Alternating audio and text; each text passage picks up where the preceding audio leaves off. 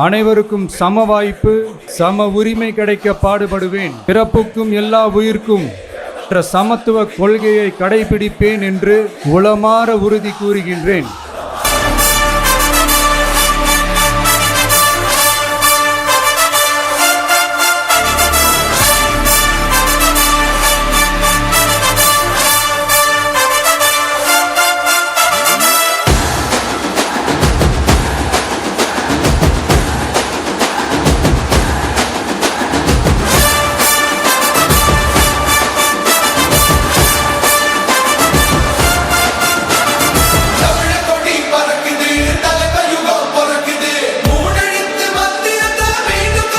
கான்ஃபிடென்ட்டா இருங்க, நல்லதே நடக்கும், வெற்றி நிச்சயம். மீண்டும் சந்திக்கும் வரை நன்றி, வணக்கம்.